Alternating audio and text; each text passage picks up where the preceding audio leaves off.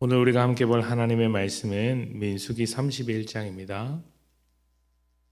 민수기 31장 48절부터 50절까지 말씀, 48절부터 50절까지 말씀을 제가 봉독합니다. 군대의 지휘관들 곧 천부장과 백부장들이 모세에게 나와서 모세에게 말하되 당신의 종들이 이끈 군인을 계수한즉 우리 중 한 사람도 충나지 아니하였기로 우리 각 사람이 받은 바 금 배물 곧 발목고리, 손목고리, 인장반지, 귀고리, 목고리들을 여호와께 헌금으로 우리의 생명을 위하여 여호와 앞에 속죄하려고 가져왔나이다. 아멘. 예전에 어떤 성도님과 찬양팀에 관한 이야기를 나눈 적이 있습니다. 좀 작은 교회를 다녔던 성도님이었는데 찬양에 대한 열정이 대단해서 교회에 찬양팀을 만들고 싶다, 찬양팀을 준비해야 되겠다, 이렇게 이야기를 하시는 것이었습니다. 그래서 찬양팀에 헌신할 만한 사람들을 모았고 악기도 사고 또 좋은 환경에 새로운 곡들을 많이 부르는 그런 예배를 드리고 싶다, 이렇게 이야기를 하셨던 걸로 기억합니다. 성도님의 이야기를 들으면서 예배에 대한 기대감이 있고 소망이 있어서 참 좋았습니다. 그리고 또 다른 한편으로는 좀 우려되는 부분도 있었습니다. 그래서 그 우려되는 마음을 담아서 이렇게 물었습니다. 그러면 지금은 예배를 잘 드리고 계십니까? 찬양팀이 없는 지금, 조금 딱딱해 보일 수 있는 전통적인 예배 형식을 드리고 있는 지금은 예배를 잘 드리고 계십니까? 지금 섬기시고 있는 교회에서 예배를 잘 드리십니까? 이렇게 여쭤보니까 그 교회는 주로 피아노를 사용하면서 찬송가만 부르는 교회였는데 좀 부족하다, 이런 뉘앙스로 이야기를 하셨던 걸로 기억을 합니다.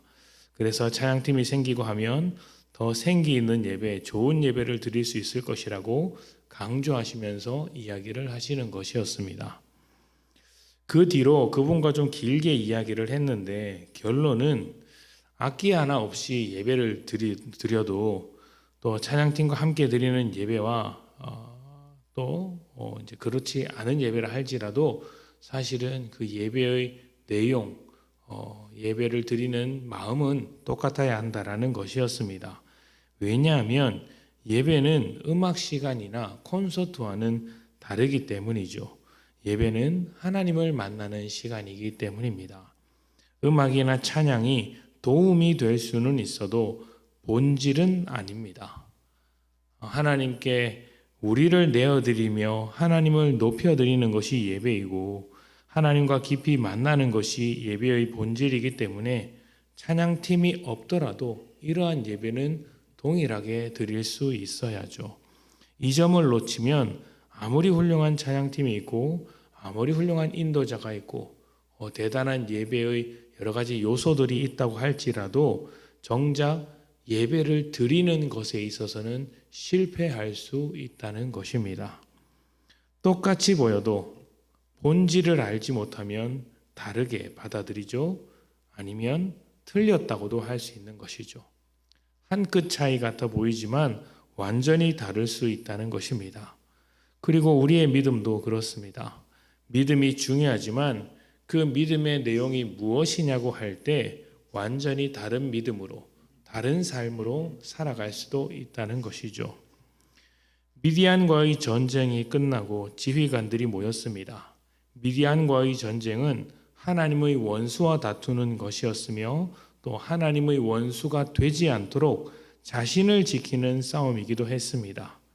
이 치열한 싸움을 다 마치고 지휘관들이 모여서 전쟁의 결과를 보고합니다. 그런데 놀랍게도 지휘관 중에 죽은 사람이 하나도 없다는 것을 발견합니다. 전쟁을 한 것은 이스라엘이지만 사실상 하나님께서 자신의 전쟁을 치르셨고 하나님의 승리를 이스라엘에게 안겨주셨던 것이죠.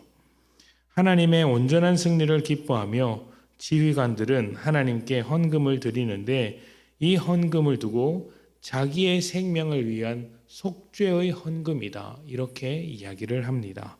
왜 갑자기 승리한 뒤에 속죄의 헌금이 나오게 되었을까요?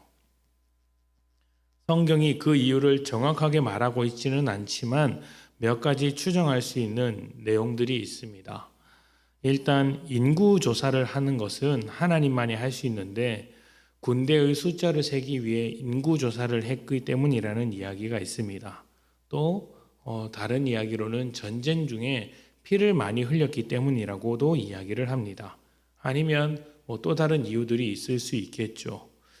그러나 사실 이러한 이유 자체가 중요한 것은 아닙니다. 우리가 조금 더 생각해 봐야 하는 것은 전쟁의 승리에도 불구하고 속죄의 예물을 드렸다는 것 그 자체가 중요한 것이죠. 전쟁에서 승리하는 것은 매우 중요합니다. 그러나 적어도 우리에게 있어서만큼은 하나님 앞에서 거룩하게 살아가는 것이 훨씬 더 중요합니다. 사실 전쟁도 여호와의 원수 앞에서 우리의 거룩함을 지켜내는 싸움이었지 않습니까? 세상 가운데서 하나님의 백성으로서의 거룩함을 지키는 것이 믿는 자들에게 있어서 제일 중요한 싸움이라는 것을 알 수 있는 것이죠. 믿음이라는 것은 하나님의 신실하심을 신뢰하는 것이고 그분께 우리의 삶을 맡기는 것입니다. 여기서 우리가 쉽게 오해할 수 있는 부분이 있는데 맡기면 결과까지도 맡겨야 한다는 것이죠. 하나님께 맡겨진 인생으로 하나님의 뜻을 따라 살아갈 때 어떤 결과가 나와야 하겠습니까? 하나님의 결과, 성령의 열매가 나와야죠. 그게 마땅히 기대해야 할 부분입니다. 그런데 하나님께 맡겨진 인생으로 살면서 결과만큼은 세상에서 얻고 싶어 하는 경우가 많이 있습니다. 이게 한 끗 차이 같아 보이지만 완전히 다른 것입니다. 전쟁의 승리에도 불구하고 속죄의 헌금을 드린 것은 그들 안에 있는 부정함을 씻고 거룩하게 되기 위함이었습니다. 우리도 그래야 하는 것이죠. 이 세상에서 승리하는 것보다 훨씬 더 중요한 것은 그것도 중요한 일이겠지만 훨씬 더 중요한 것은 거룩한 삶을 살아내는 것입니다.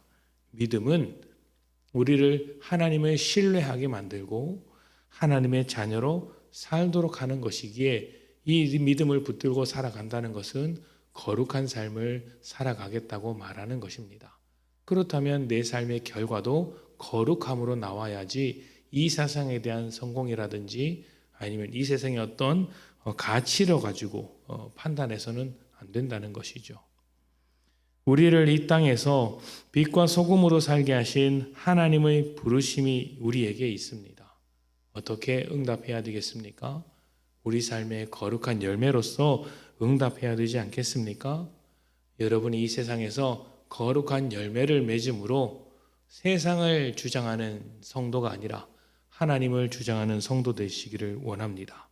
그것이 거룩하지 못한 세상에서 거룩함으로 승리하는 모습이 될 것입니다. 함께 기도합시다.